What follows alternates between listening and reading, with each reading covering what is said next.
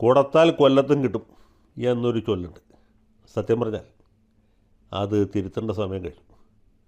കുടത്താൽ കൊല്ലത്ത് മാത്രമല്ല, കൽക്കട്ടയിലും കിട്ടും.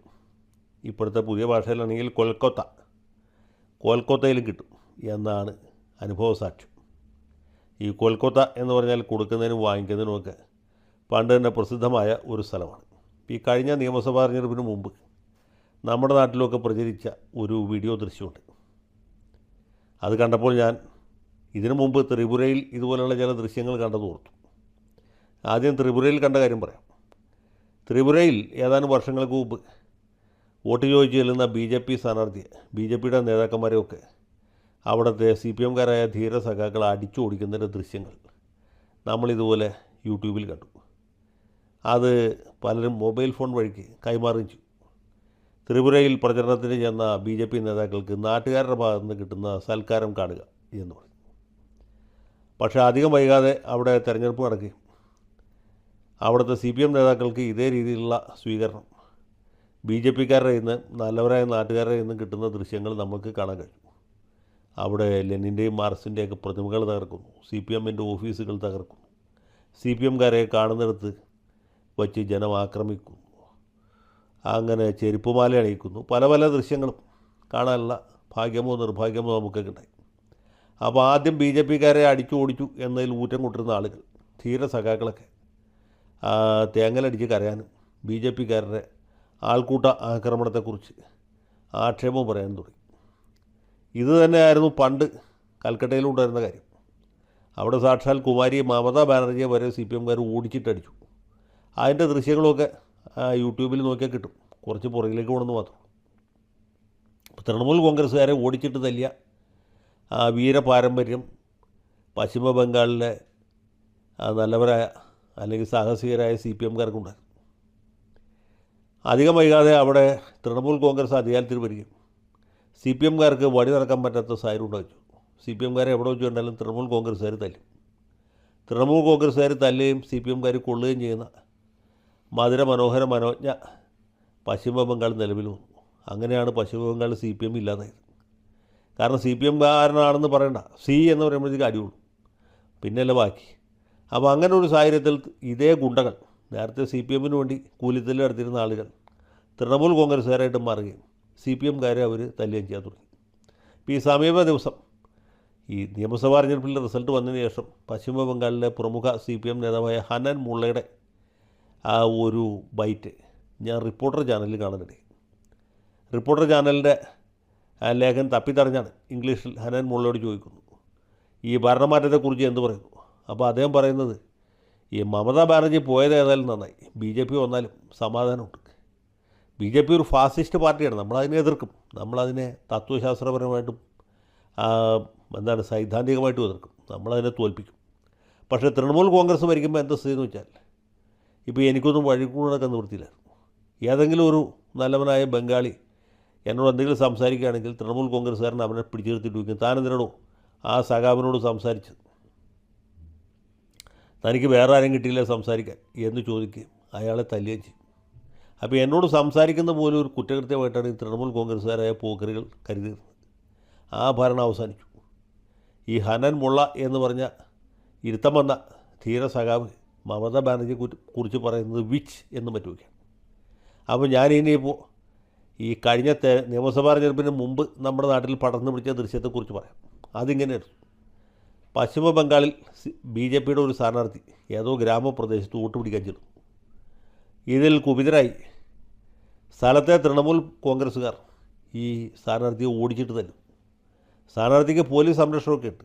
സ്ഥാനാർത്ഥി അടി കൊണ്ട് ഓടുന്ന കൂട്ടത്തിൽ പോലീസുകാർ ഓടുന്നു. അവർ ചെറുത്ത് നിൽക്കുകയല്ല, ഓടുകയാണ്.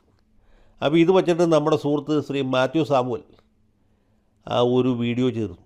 അദ്ദേഹം പറഞ്ഞത്, ഈ പശ്ചിമ ബംഗാളിൽ തൃണമൂൽ കോൺഗ്രസ്സിനെ തോൽപ്പിക്കാൻ പറ്റുകയില്ല, തെരഞ്ഞെടുപ്പിൽ തോൽപ്പിക്കാൻ പറ്റും, പക്ഷേ തല്ലി തോൽപ്പിക്കാൻ പറ്റുകയില്ല എന്നാണ്. കാരണം അത്ര വലിയ ഗുണ്ടകളാണ് തൃണമൂൽ കോൺഗ്രസ്സുകാർ.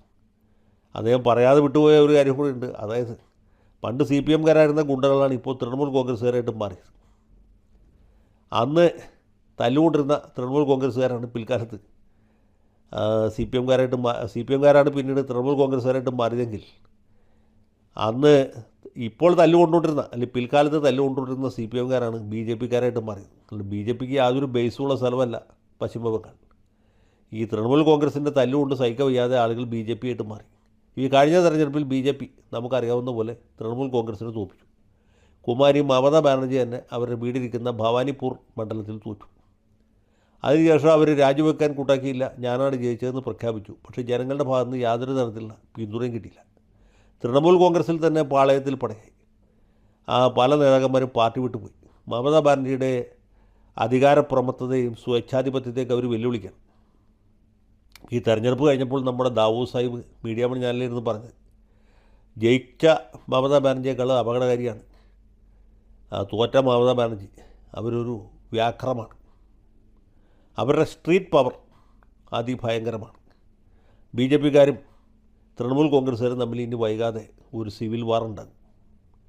അതിനെ തുടർന്ന് ദാവൂദും അദ്ദേഹത്തെ പോലുള്ള ആളുകളൊക്കെ പശ്ചിമ ബംഗാളിലേക്ക് ഉറ്റുനോക്കിയിരിക്കുകയാണ്. ഇനിയിപ്പോൾ തൃണമൂൽ കോൺഗ്രസ്സുകാർ അതിക്രമത്തിൽ കൂടി ബി ജെ പിയെ തോൽപ്പിച്ച് വീണ്ടും റൈറ്റേഴ്സ് ബംഗ്ലാവിൽ കയറി അധികാരം പിടിച്ചെടുക്കുന്ന കാഴ്ച ബംഗ്ലാദേശിലൊക്കെ ഉണ്ടായ പോലെ ഇവിടെ ഒരു വലിയ ജനകീയ വിപ്ലവം ഉണ്ടാവും. മാത്രമല്ല ഇന്ത്യ സഖ്യം ശക്തിപ്പെടുത്തും എന്നാണ് മമതാ ബാനർജി പറഞ്ഞത്.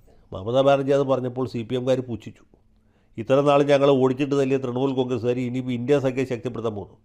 തള്ളയെ വീട്ടിൽ പോയി സ്വന്തം വീട്ടിലെ കാര്യങ്ങൾ നോക്കിയാൽ മതി, ഞങ്ങളൊന്നും നിങ്ങളുടെ കൂടിയില്ല എന്ന് പറഞ്ഞു. രാഹുൽ ഗാന്ധി ഇത് കേട്ട് കുറച്ചൊന്ന് കോരിത്തരിച്ചെങ്കിലും അധീർ രഞ്ജൻ ചൗധരി അടക്കം ഇതപര്യന്തം തൃണമൂൽ കോൺഗ്രസ്സുകാരുടെ തല്ലുകൊണ്ടുകൊണ്ടിരുന്ന ആളുകളൊക്കെ നിങ്ങളുമായി സഖ്യത്തിനുമില്ല, കൂട്ടായ്മയ്ക്കുമില്ല, ഒന്നിനുമില്ല, നിങ്ങൾക്ക് നിങ്ങളുടെ വഴി, ഞങ്ങൾക്ക് ഞങ്ങളുടെ വഴി എന്ന് പറഞ്ഞു. ഈ ബി ജെ പിക്കാരാണെങ്കിൽ അതിലും വലിയ വീരന്മാരാണ്. അവരെന്ത് ചെയ്യുന്നറിയോ? വളരെ കാലമായിട്ട് പൂട്ടിക്കിടന്നിരുന്ന സി പി എമ്മിൻ്റെ ഓഫീസുകൾ തുറന്നു കൊടുത്തു. തൃണമൂൽ കോൺഗ്രസ്സുകാരെ ഇനി പേടിക്കേണ്ട, നിങ്ങൾക്ക് നിങ്ങളുടേതായ രീതിയിൽ സംഘടനാ പ്രവർത്തനം നടത്താം. കാരണം നിങ്ങൾ നിങ്ങളുടെ സംഘടനാ പ്രവർത്തനം നടത്തുന്നതാണ് ഞങ്ങൾക്ക് ഞങ്ങളുടെ കച്ചവടമായിട്ട് മുന്നോട്ട് പോകാൻ കൂടുതൽ സൗകര്യം എന്ന് പറഞ്ഞു. ഇപ്പോൾ പണ്ടത്തെ 12 ഇപ്പോൾ തൃണമൂൽ കോൺഗ്രസ്സുകാരെ എവിടെ കണ്ടാലും ബി ജെ പിക്കാരെ അടിക്കും, അടിയോടടിയാണ്. സംസ്ഥാനത്തെ ക്രമസമാധാന നില ഒരു വഴിക്കായി എന്നുള്ള സത്യമെങ്കിൽ പോലും തൃണമൂൽ കോൺഗ്രസിൻ്റെ അനിഷേധ്യ നേതാവ് കുമാരി മമതാ ബാനർജിയുടെ അനന്തരവനായ വേറൊരു ബാനർജി ഉണ്ട്. അദ്ദേഹത്തിന് ഒരു അഭിഷേക് ബാനർജി എന്ന ആൾ ചെറുപ്പക്കാരനാണ്, സുന്ദരനാണ്, സുമുഖനാണ്. അദ്ദേഹം കൊല ചെയ്യപ്പെട്ട ഒരു തൃണമൂൽ കോൺഗ്രസ് പ്രവർത്തകൻ്റെ വീട് സന്ദർശിക്കുന്ന ദൃശ്യം നിങ്ങളെല്ലാവരും കണ്ടു കാണും എന്ന് ഞാൻ വിചാരിക്കുന്നു. ഞാൻ ഈ ഇന്ത്യ മഹാരാജ്യത്ത് ഇതുവരെ ഒരു രാഷ്ട്രീയ നേതാവും ഹെൽമറ്റ് വച്ച് ജനങ്ങളെ സന്ദർശിക്കാൻ പോകുന്ന കാഴ്ച കണ്ടിട്ടില്ല. ഹെൽമറ്റ് എന്ന് വെച്ചാൽ നമ്മുടെ നാട്ടിൽ സ്കൂട്ടർ മോട്ടോർ സൈക്കിൾ ഓടിക്കുന്ന ആളുകളുടെ ഹെൽമറ്റല്ല, ക്രിക്കറ്റ് കളിക്കുന്ന അത് ഫാസ്റ്റ് ബൗളർമാരെ നേരിടുന്ന ബാറ്റ്സ്മാൻമാർ വയ്ക്കുന്ന ഹെൽമറ്റ് ഉണ്ടല്ലോ. ഈ സുനിൽ ഗാവസ്കറും മറ്റുമൊക്കെ ഇമ്രാൻ ഖാനെ പോലെ, വാസിം അക്രത്തെ പോലെ, അല്ലെങ്കിൽ ഡെന്നിസ് ലീലിയെ പോലെ, ജഫ് തോമസിനെ പോലെയുള്ള അതിവേഗത്തിൽ ബൗൾ ചെയ്യുന്ന, അതിവേഗത്തിലല്ല അത്യതിവേഗത്തിൽ, മാരകമായ വേഗത്തിൽ ബൗൾ ചെയ്യുന്ന ബൗളർമാരുടെ പന്ത് മുഖത്തങ്ങനെ അടിച്ചാൽ മോശമായി മാറിപ്പോവും. അതിൽ നിന്ന് രക്ഷപ്പെടാൻ വെക്കുന്ന പോലത്തെ ഹെൽമറ്റ് വെച്ചുകൊണ്ടാണ് ശ്രീമാൻ അഭിഷേക് ബാനർജി ഈ പ്രവർത്തകൻ്റെ വീട് സന്ദർശിക്കാൻ പോകുന്നത്. അപ്പോൾ അദ്ദേഹത്തിന് അറിയാം ഏത് തരത്തിലുള്ള സ്വീകരണമാണ് ഇവിടെ കിട്ടാൻ പോകുന്നത് എന്നുള്ളത്.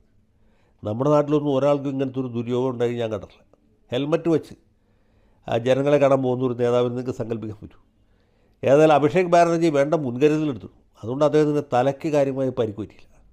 ഇദ്ദേഹം വന്നപ്പോൾ നല്ലവരായ നാട്ടുകാർ, അത് ബി ജെ പിക്കാരാണെന്ന് പറയുന്നുണ്ട്, അങ്ങനെയല്ല ഈ സമീപകാലത്ത് തൃണമൂൽ കോൺഗ്രസിൽ നിന്ന് കാലുമാറിയ ആളാണെന്ന് പറയുന്നുണ്ട്. രണ്ടായാലും അദ്ദേഹത്തിൻ്റെ സ്വീകരണം വളരെ വശ്യവും നയനാനന്ദകരവുമായിരുന്നു. ഈ ജനങ്ങൾ അദ്ദേഹത്തെ ചീമുട്ട എറിഞ്ഞ് സ്വീകരിച്ചു. അദ്ദേഹത്തിൻ്റെ ഷർട്ടൊക്കെ മഞ്ഞ നിറമായി, കാരണം ഇയറിൻ്റെ ശക്തി കൊണ്ടാണ്. ചീമുട്ടയുള്ള സത്യത്തിൽ നല്ല മുട്ടയാണ്, അവർക്ക് അത് വെച്ച് ഓംലെറ്റ് ഉണ്ടായി കഴിച്ചാൽ മതിയായിരുന്നു. ഇയാൾ എറിഞ്ഞിട്ട് എന്താ കാര്യമുള്ളത്? ഏതായാലും മുട്ട കൊണ്ട് എറിഞ്ഞു എന്നുള്ളത് സത്യമാണ്. മാത്രമല്ല ഒരു സ്റ്റേജിൽ ഈ സുരക്ഷാ ഭടന്മാരെയൊക്കെ തള്ളി മാറ്റിക്കൊണ്ട് അദ്ദേഹത്തെ കുരിച്ച് നിർത്തി ഇടിക്കുന്നത് കാണാൻ സാധിച്ചു. പുള്ളിയുടെ ഷർട്ടും കീറിയിട്ടുണ്ട്, പുതിയ ഷർട്ടാണ്, പക്ഷേ അത് വലിച്ച് കീറി. അപ്പോൾ ഇങ്ങനൊരു ആൾക്കൂട്ട ആക്രമണം ശ്രീമാൻ അഭിഷേക് ബാനർജിക്ക് നേരിടേണ്ടി വന്നു. അപ്പോൾ ഞാൻ വേറൊരു കാര്യം ഓർത്ത്, ഏതാനും കൊല്ലങ്ങൾക്ക് മുമ്പ് ബി ജെ പിയുടെ ദേശീയ പ്രസിഡൻറ്റ്, നമ്മുടെ അന്നത്തെ ദേശീയ പ്രസിഡൻറ്റ് JP നഡ്ഡ കാൽക്കട്ടയിൽ വന്നപ്പോൾ തൃണമൂൽ കോൺഗ്രസ്സുകാർ ഏതാണ്ട് ഇതുപോലത്തെ ഒരു സ്വീകരണം അദ്ദേഹത്തിന് കൊടുത്ത്, പൂച്ചണ്ട് കൊടുത്തല്ല, സ്വീകരിച്ച് ഇതുപോലെ മുട്ട എറിഞ്ഞിട്ട് പറ്റുവയ്ക്കായിരുന്നു. അപ്പോൾ അതേ സ്വീകരണം തന്നെ ഇപ്പോൾ അഭിഷേക് ബാനർജിക്കും കിട്ടിക്കൊണ്ടിരിക്കുകയാണ്. എന്ന് മാത്രമല്ല അഭിഷേക് ബാനർജിയേക്കാളും ശക്തനായ ഒരു നേതാവ് അവിടെ ഉണ്ടെങ്കിൽ അവിടുത്തെ ഒരു തൻ്റെ ഇടമുള്ള നേതാവ് എന്ന് പറയുന്നത് കല്യാൺ ബാനർജിയാണ്. അദ്ദേഹത്തിനും ഏതാണ്ട് ഇതേ രീതിയിലുള്ള സ്വീകരണം തന്നെ കഴിഞ്ഞ ദിവസം കിട്ടിയിട്ടുണ്ട്. ഇനി മമതാ ബാനർജിക്ക് എന്നാണ് കിട്ടുന്നത് നമുക്കറിയില്ല. അപ്പോൾ ദാവൂദ് സാഹിബ് വിചാരിച്ച പോലെ എല്ലാ കാര്യങ്ങളും പോകുന്നു. ഒന്നാമത് ഇന്ത്യ സഖ്യം ശക്തിപ്പെട്ടിട്ടില്ല. രണ്ടാമത് ഇപ്പോൾ അഭിഷേക് ബാനർജിക്കും കല്യാൺ ബാനർജിക്കും ഒരുപക്ഷെ മമതാ ബാനർജിക്ക് തന്നെ വഴിയിലിറങ്ങിടക്കാൻ പറ്റാത്ത അവസ്ഥയാണ്. സ്ട്രീറ്റ് പവർ എന്ന് പറഞ്ഞാൽ ഒരു പാർട്ടിയുടെ കുത്തകയല്ല. ഈ ഒരു പാലം ഇട്ടാൽ അങ്ങോട്ടും ഇങ്ങോട്ടും എന്ന് പറയില്ലേ, മാർക്സിസ്റ്റുകാർ അളന്ന പോലെയാണ് തൃണമൂൽ കോൺഗ്രസ്സുകാരും മാർക്സിസ്റ്റുകാർക്ക് അളന്നത്. തൃണമൂൽ കോൺഗ്രസ്സുകാർ അളന്ന അതേ രീതിയിൽ, അതേ പറ കൊണ്ട്, അതേ നാഴി കൊണ്ട്, അതേ ഇടംകഴി കൊണ്ടാണ് ഇപ്പോൾ ബി ജെ പിക്കാർ വളക്കുന്നത്. തെരഞ്ഞെടുപ്പിന് മുമ്പ് ബി ജെ പിയുടെ സ്ഥാനാർത്ഥികൾക്ക് വഴിയിൽ കിടക്കാൻ നിവൃത്തിയില്ലായിരുന്നു. ഇപ്പോൾ എന്ത് സംഭവിച്ചു? ഇപ്പോൾ തൃണമൂൽ കോൺഗ്രസ്സുകാർക്ക്, വെറും പ്രവർത്തകർക്കല്ല, ചെറുകിട നേതാക്കന്മാർക്കല്ല, പരമോന്നത നേതാക്കന്മാർക്ക് തന്നെ വഴിയിൽ ഇറങ്ങി നടക്കാൻ പറ്റാത്ത അവസ്ഥ ഉണ്ടായിരിക്കുന്നു. ഇതാണ് ഒരു ജനാധിപത്യത്തിൻ്റെ പോക്ക്.